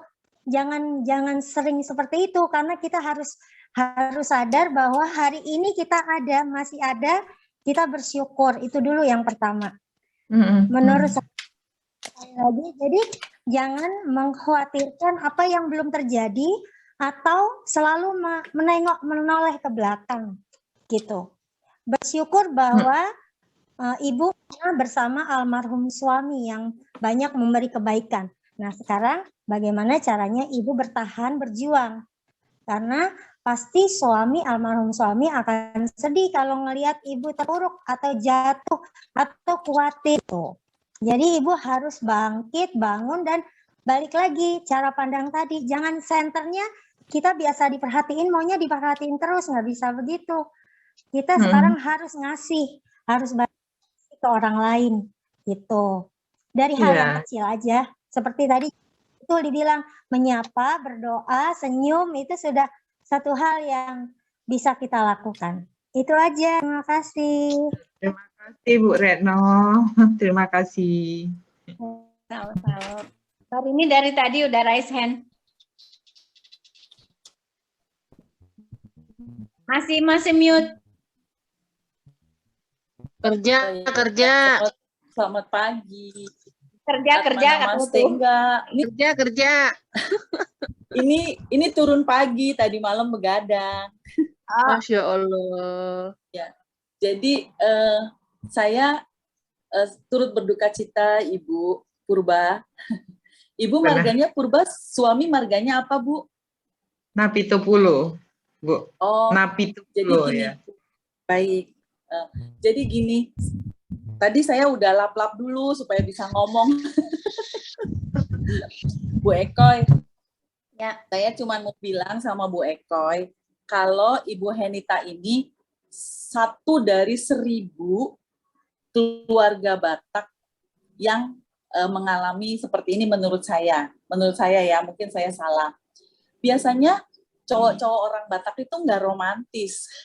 Jadi Ibu Henita ini mendapat berkat yang berkelimpahan menurut saya. Ya, saya banyak bergaul dengan teman-teman orang Batak saya. Saya juga orang Batak, Bu. Oh ya. Jadi, Boru apa? Jadi saya boru tanggang. Oh. Saya boru tanggang. Jadi memang lingkungan orang Batak itu kan orang yang suka nyeplos ya. Saya dulu begitu. Saya kalau ngomong tuh ceplos aja, terus judes gitu. Maksudnya menyakiti orang tanpa sengaja. Nah, waktu ada komentar bahwa kamu nggak beriman ya, kamu nggak punya Tuhan, itu sepertinya sudah biasa. Halo Ibu Sari. Itu sepertinya sudah biasa. Jadi orang Batak itu kalau kata orang Jawa, tepo selironya tuh agak kurang karena kan dididik keras ya. Nah, jadi saya mau diskusi nih sama Bu Ekoy. Mungkin nggak ya? Jadi gini, Ibu Henita ini ikut pelatihan Damen Kater atau ikut pelatihan Prana Healing atau ikut AHWA AS. Mungkin nggak ya? Itu satu. Kedua, setelah ikut tadi pelatihan, maksudnya ini hanya kemungkinan-kemungkinan. Nanti Ibu dapat komunitas, artinya Ibu dapat satu kegiatan baru. Atau jangan pelatihan yang saya sebutin tadi, jangan. Pokoknya Ibu ikut satu pelatihan, nanti di komunitas itu, menurut saya, kira-kira masuk akal nggak ya Bu Ekoy? Bu Henita ini menggrab istri-istri yang mendapat KDRT dari suaminya, dalam arti abuse tadi. Jadi di sini Ibu Henita mungkin keluarga orang Batak itu nggak sedikit. Bu Henita tahu kan? Iya, benar. Ya, jadi kalau Bu Henita mendapat Ito Napitupulu itu begitu baik, saya sendiri rejoice gitu loh. Saya, waduh, tumben nih orang Batak, Mama gimana? Tumben banget. Mama udah ini belum, terus dia mijitin. Itu hampir 1001. Iya, benar. Nah, jadi nanti Ibu Henita ini menggrab ibu-ibu yang, coba deh, kalau udah di komunitas kan suka ibu-ibu suka ini, sebel aku sama suamiku, pagi-pagi udah repot ngurusin ini, ngurusin. Nah, orang-orang seperti itu dideketin sama Ibu Hanita, diberi berkat, maksudnya di blessing, terus dikuatkan. Karena Bu Hanita ini kalau bicara masalah karma, Bu Hanita ini sudah banyak deposit karmanya dari suami, hal-hal yang baik. Nah, mungkin kalau saya menggambarkan tuayannya tuh banyak, bener nggak sih Bu Ekoy? Jadi Bu Hanita ini punya berkeranjang-keranjang mangga yang dikasih sama suaminya dulu. Jadi sekarang ini begitu ditinggal sama Ito Napitupulu, Bu Hanita berkewajiban untuk membagikan mangga-mangga itu. Kayaknya visi dan misi seperti itu masuk mungkin ya dari konsep diamond cutter. Ya, makanya kalau kita dapat tuayan, kita harus nanam lagi supaya mungkin nggak dapat dari suami ya, misalnya ini malah yang dari suaminya itu lagi banyak nih, di rumahnya lagi berkelimpahan nih. Jadi kan sampai ini sekarang Bu Hanita lagi kerimbun kebaikan-kebaikan dari suami. Iya benar. Jadi kayak tadi Bu Eko dapat telur, dapat beras kan, secara fisik. Nah itu kan Bu Eko kembalikan lagi supaya berasnya bermanfaat, nggak berkutu, supaya telurnya bermanfaat gitu ya. Nah ini nih saya, menurut pendapat saya, di rumahnya Bu Hanita ini lagi penuh kasih sayang yang Bu Hanita sendiri bingung mau diapain, sehingga Bu Hanita tuh sedih, takut. Nah orang kalau banyak hartanya kan takut dicuri, bener nggak sih? Iya maksudnya. Jadi kebaikan-kebaikan itu dibagikan kepada ibu-ibu yang mendapatkan perlakuan tidak nyaman dari suaminya, atau lebih tepatnya gitu. Jadi pada saat melihat seperti itu, Bu Hanita tuh akhirnya jadi apa tadi yang Ibu Ai tadi bilang, enjoy the moment. Jadi momen kehilangan suami dibikin enjoy-nya dengan membagikan mangga tadi. Kemudian yang terakhir, yang ketiga itu aku sampai catat kok tadi. Yang pertama ikhlas dulu. Ikhlas suaminya udah pergi dan meninggalkan harta yang begitu banyak, harta kasih sayang. Kemudian harta itu dibagikan, enjoy the moment. Yang ketiga bersyukur. Ya, tadi bersyukur. Jadi konsep itu masuk semuanya. Menurut saya sih begitu. Jadi dipraktekannya begitu. Jadi, nah kalau sudah mempraktekkan itu, atau misalnya Bu Hanita nih, satu hari ini punya konsep, saya mau keluar rumah deh, saya nggak bawa mobil, saya mau keluar rumah, saya mau makan bakso di pinggir jalan, saya mau liatin ada keluarga yang bawa anaknya, lihat deh, saya suka perhatiin gini, ada ibu-ibu lagi bawa anaknya, ada suaminya makan, nanti dia sibuk, itu anakmu, aku lagi makan gitu, suka lihat kayak gitu kan. Nah, kan kita nggak kenal tuh, tapi kalau misalnya Bu Hanita nanti di jalan ketemu seperti Bu Hanita blessing, mendoakan, even nggak kenal kata Ko Abe, kita mendoakan orang-orang seperti itu, nanti dia kembali. Jadi pada saat blessing tuh memberikan harta kekayaan dan peninggalan suaminya tadi. Jadi rasa takutnya hilang. Keren. Gitu.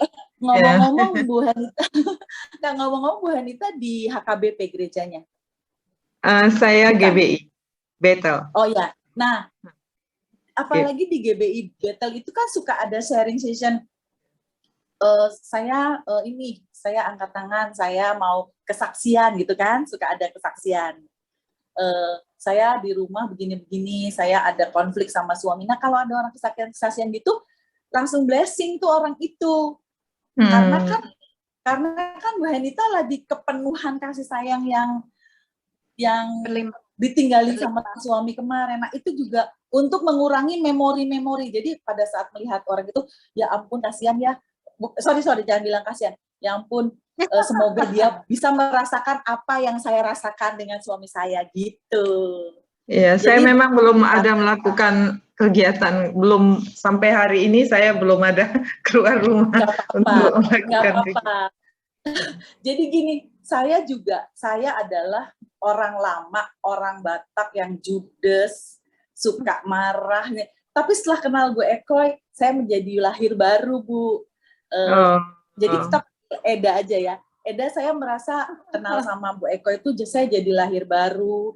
Kemudian saya dapat komunitas ini juga bukan secara kebetulan, memang Tuhan sudah perlihatkan. Saya kenal sama Koabe. Saya di sini banyak belajar. Jadi saya mau nanti anak saya sama suami saya gini, tumben Mama, tumben si Mama baik gitu misalnya. Itu saya terus berharap seperti itu. Karena biasanya saya terkenal galak lah, apalah gitu. Jadi Bu Henita itu aja dari saya. Mudah-mudahan Bu Eko saya tidak bertentangan dengan ajaran Diamond Cutter ya, dengan kaidah-kaidah. Terima kasih Bu. Terima kasih Bu Rini, sangat menginspirasi saya. Terima kasih. Tuhan berkati ya. Ya, Tuhan berkati Ibu juga, kuat, semangat. Ya. Saya harus kuat. Ibu. Ya. Oke. Apakah sinyalku lancar? Lancar. Oke, gini.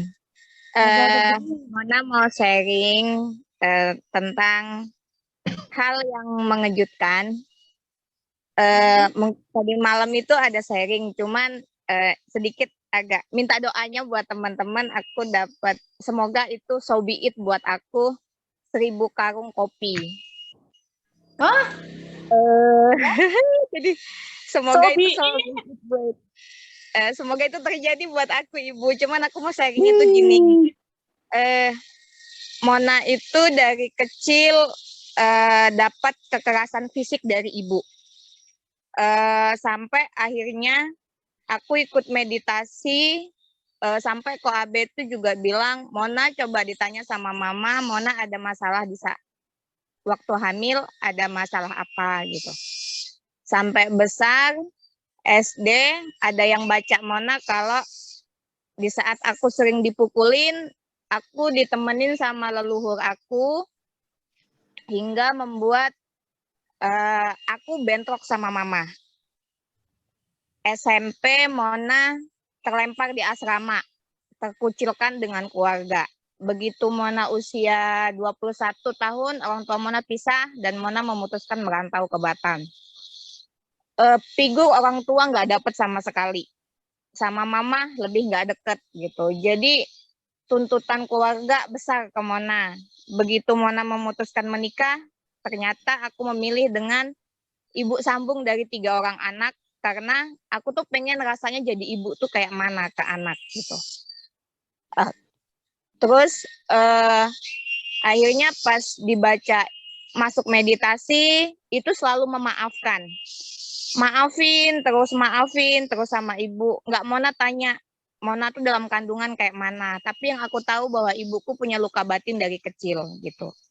Lalu sama pas masuk ibu Ekoy masuk diundang Koabe dari Diamond Cutter, Mona awalnya cari pasangan gitu karena memutuskan berhenti dari komitmen, hingga waktu komitmen itu mikir jadi orang tua tuh berat buat anak gitu karena aku sendiri punya luka batin dari ibuku, hingga aku takut kalau anakku nggak sekuat aku menghadapin dunia gitu. Akhirnya aku pas aku bilang sama bapak aku nggak mau punya anak gitu. Bapakku bilang ya terserah kamu. Enggaknya kamu kelahirin ke dunia mau ngikutin kata-kataku atau mau apa yang aku mau gitu. Dari situ Mona berpikir kayaknya aku kesel deh sama laki-laki. Aku kesel deh yang namanya rumah tangga. Aku kesel deh sama yang namanya keluarga gitu. Hingga membuat jadi anak tuh nggak nyaman gitu loh. Anak tuh punya kehidupan sendiri. Kenapa sih harus ngikutin mau kata orang gitu. Akhirnya kekesalan aku itu membuat aku banyak hal yang terjadi. Aku punya benjolan sebelah kanan, aku kena psikomatis, aku kena insomnia, aku kena depresi.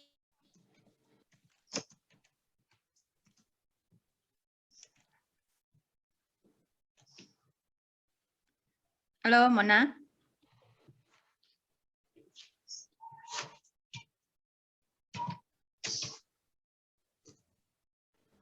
Mona hilang. Mona hilang, ya. Mona Mungkin hilang. Monanya nggak hilang, sinyalnya yang hilang. Lagi ada siang lewat kali. Halo, udah? Udah? Oke. Pas ketemu Diamond Cutter juga pergi ke lansia. Mona nggak dapat pati jompo karena Mona tinggal di perkampungan gitu. Akhirnya Mona tumpahkan semua rasa Mona ke lansia sampai orang tuh ngelihat Mona tuh bisa deket sama ibu-ibu. Tapi sama ibu Mona sendiri itu Mona nggak deket gitu. Sampai Mona itu punya label, aku jadi ibu sambung 3 orang anak. Aku ngajar, aku pernah nikah. Tapi kok aku ngerasain ibuku kayak ibu lebih-lebih dari ibu tiri ke anak gitu. Aku hidup 32 tahun gitu. Ibuku ada masalah apa sama aku gitu. Akhirnya ya aku harus nyembuhin luka batin dengan aku harus sering ngunjungin lansia. Aku tumpahin ke sana tanpa berpikir apa yang harus aku dapat gitu. Ternyata pas aku meditasi pemaafan, terus dapat komunikasi apa gitu kemarin sama Koabe gitu. Ibuku berubah. Yang tadinya mudah keslandung, yang mudah marah, yang ngeromet itu sehari bisa 4 jam nggak kelar gitu. Yang maki-maki entah apa-apa, sampai aku ngerasain ibuku tidur aja nggak nyenyak gitu loh. Karena apa? Karena apa yang dia lakukan itu akhirnya imbas ke dia gitu. Dan aku mikir ternyata aku juga kesel sama ibuku hingga membuat aku juga berentrok sama dia gitu. Akhirnya ya udah aku maafin, ikhlasnya apa yang pernah dia lakukan ke aku setiap tahun waktu aku kecil gitu. Ikhlas gitu, aku maafin. Meski itu butuh proses pemaafan juga butuh bertahun-tahun. Aku ngeliat dia berubah butuh waktu 3 bulan dengan aku nengok panti ke lansia gitu, butuh 3 bulan gitu. Pas ngelihat dia berubah, ngelihat dia kayak kemarin, Mama, Ibu beliin Mona jagung, Mona bikin bakwan. Itu kayak buat Mona itu kayak, ya Allah ya Robbi gitu. Kayak nggak mungkin ibuku tuh bisa kayak gitu ke Mona gitu. Terus kita ngobrol, kita cerita. Akhirnya aku mencoba untuk welcome Mama. Aku menunggumu untuk berbicara ini selama ini gitu.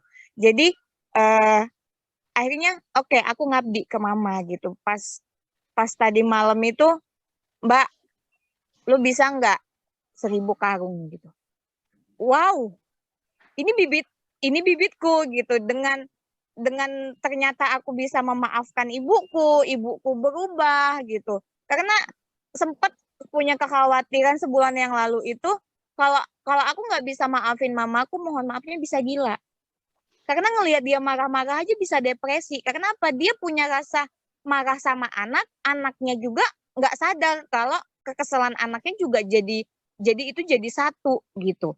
Jadi satu hingga membuat rumah tangga nggak romantis, nggak harmonis, rezeki juga susah datang, yang kerjaannya juga mulutnya keluar jadi banyak penyakit gitu-gitu. Hingga ada yang harus sadar gitu. Ya udah akhirnya aku mencoba sebagai anak yang udah dilahirin ke dunia dan aku juga nggak mau anakku juga ngalamin hal-hal yang berat gitu saat anakku lahir di dunia.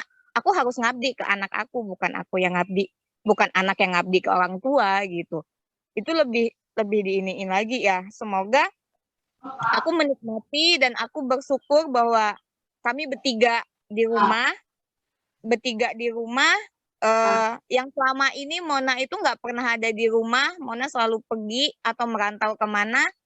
Bapakku dan ibuku 2 kali pisah dan mereka menyatu kembali hingga dalam waktu 10 hari ini benar-benar Mona menikmati momen dan bersyukur bahwa kami menyatu dan semoga semakin harmonis orang tuaku.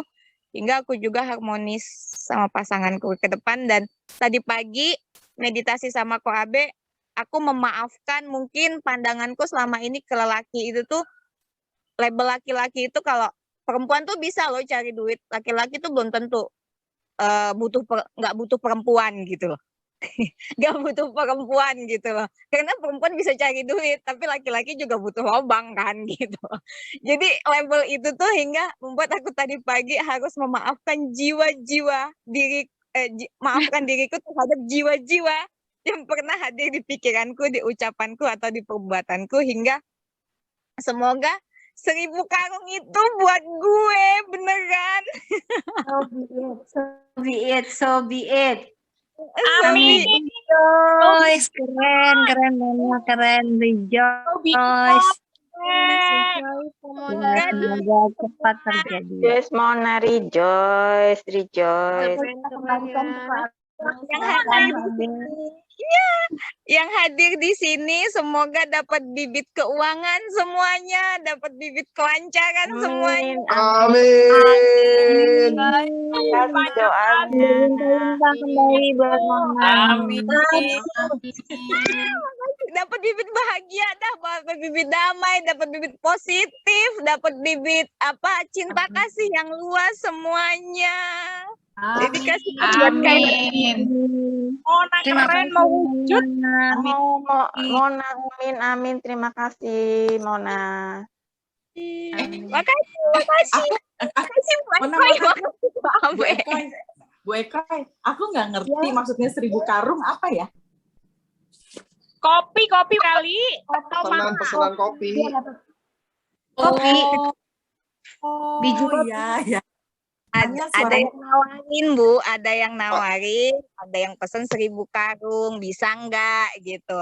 Aku awalnya tuh kayak 1.000 karung, 100 karung aja kayak wow, ini 1.000 karung gitu. Jadi kayak ini bibit beneran nih gitu, bibit beneran yang itu info kapan caranya gimana, semoga alam semesta dah yang ngatur.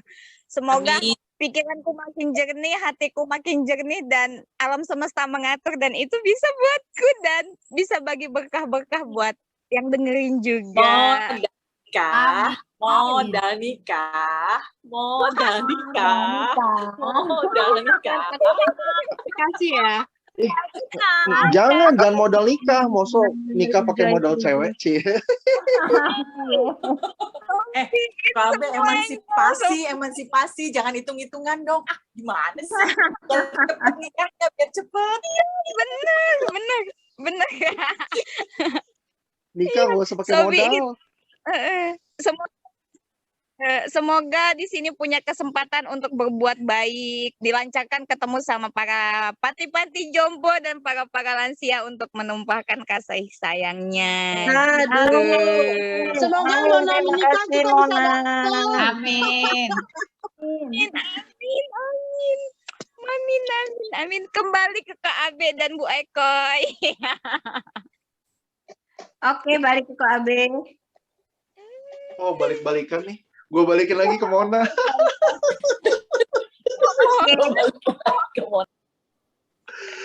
Bu Ekoy mau itu nggak? Maksudnya terserah. Mau Bu Ekoy mimpin meditasinya sekarang aja untuk mengatasi kedukaan. Dengan cara Bu Ekoy aja, terserah.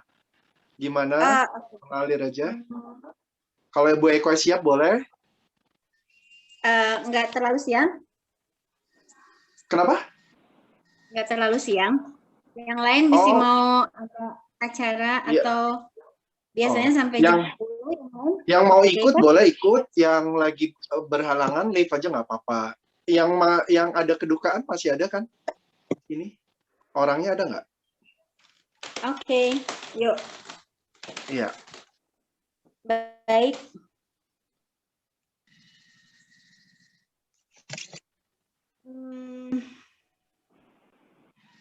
Mari kita mulai duduk tegak.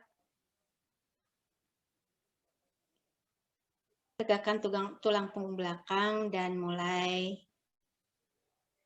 menyadari batin kita untuk duduk bersama kita di sini saat ini.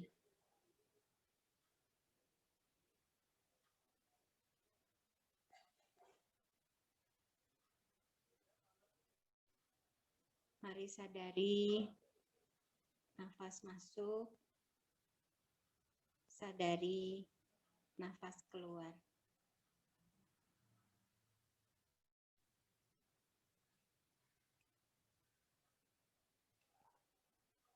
Sadari udara sejuk dan dingin yang masuk ke lubang hidung kita, masuk melalui tenggorokan, memenuhi paru-paru,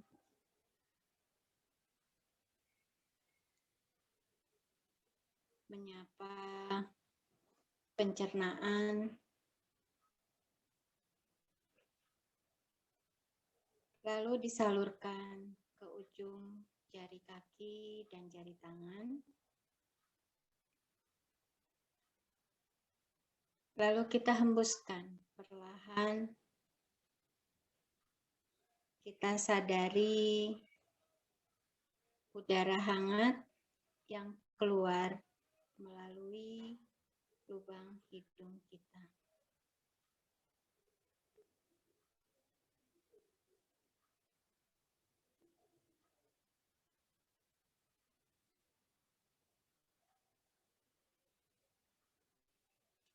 Saya menyadari sedang menarik nafas. Saya menyadari sedang menghembuskan nafas.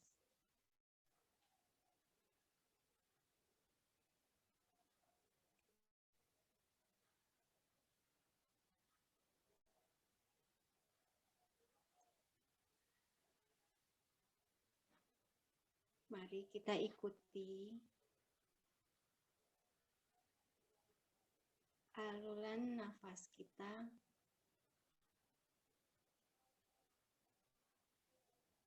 mengalun dengan rileks, mengalun dengan santai.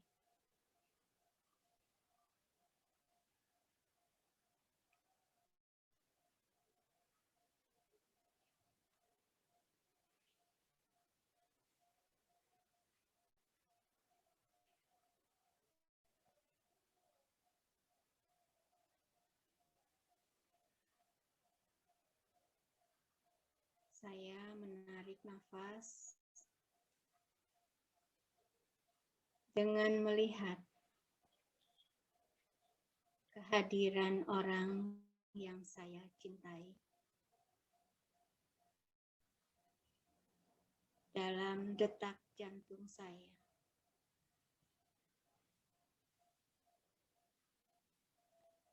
Saya mengeluarkan nafas. Saya tersenyum pada kehadiran orang yang saya cintai.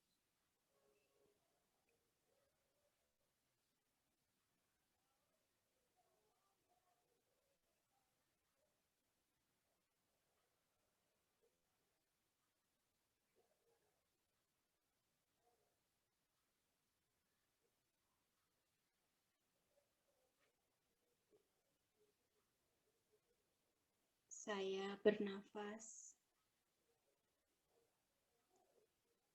dengan menggunakan paru-paru orang yang saya cintai.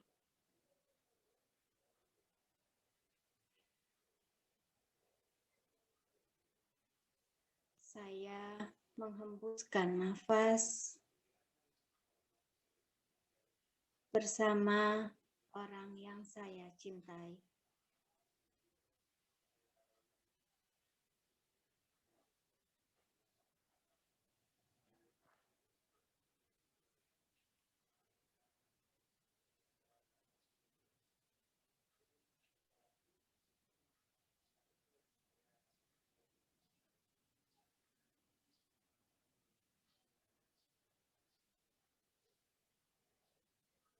Saya menarik nafas, menyapa orang yang saya cintai, yang sekarang berada di setiap kelima panca indera saya.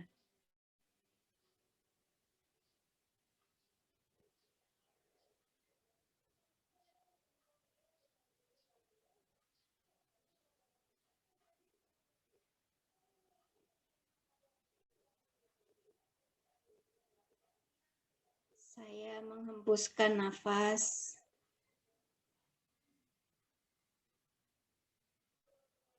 dengan senyuman dari orang yang saya cintai yang berada di kelima panca indera saya.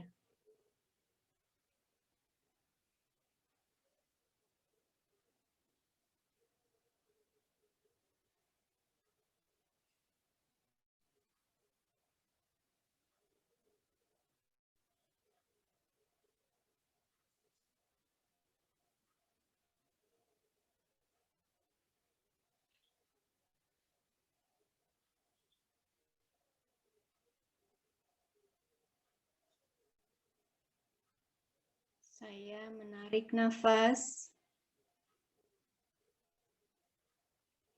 memeluk orang yang saya cintai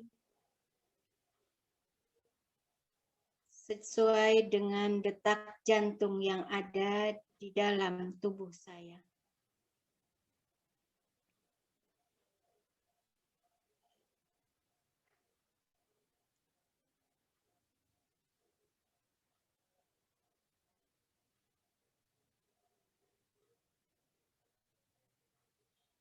Saya mengeluarkan nafas.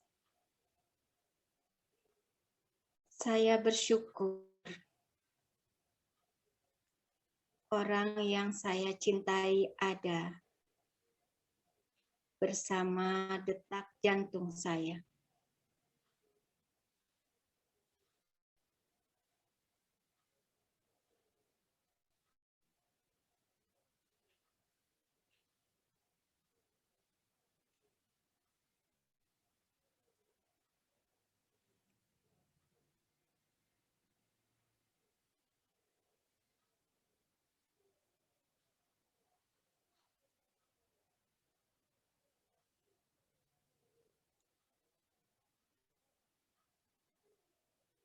Saya menarik nafas masuk untuk orang yang saya cintai yang ada di tubuh saya saat ini.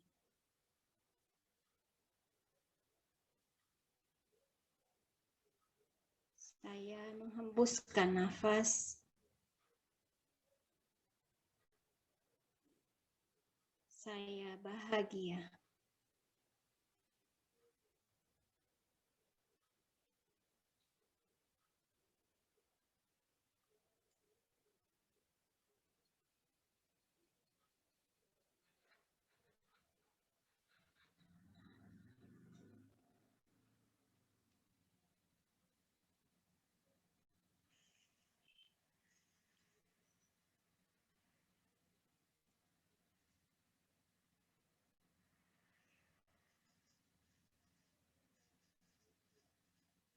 Mari kita kembalikan kesadaran kita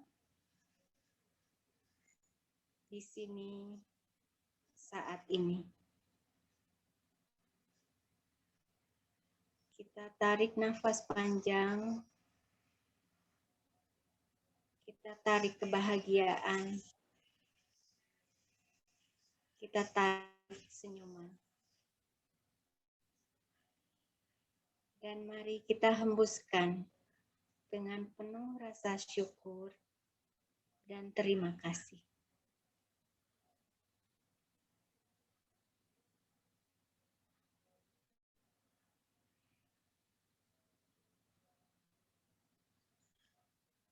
Mari kita kembali menyadari keberadaan kita di tempat di mana kita berada. Mulai menggerakkan tangan dan kaki. Apabila sudah siap, silakan membuka mata perlahan-lahan. Meditasi selesai dan terima kasih.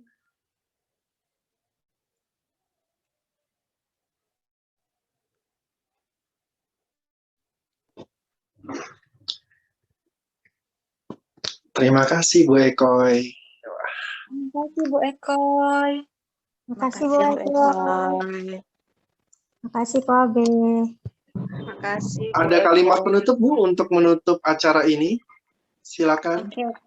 Kalimat penutup, saya selalu ingat apa yang guru saya selalu bilang ketika waktu itu saya tanya, saya kerja di Jakarta dan saya selalu khawatir meninggalkan Mami di Bandung. Apa yang harus saya perbuat? Dia lalu bilang, make the best of your time with your loved ones so you never regret. Jadi hadirlah sepenuhnya di hadapan orang yang kita cintai, hadir sepenuhnya, berikan yang terbaik, sehingga ketika kita pergi dan dia pergi, kita tidak akan menyesal. Terima kasih Ko Abe, terima kasih semua. Terima kasih Bu Ekoy. Terima kasih Bu Ekoy. Terima Terima kasih Bu Ekoy.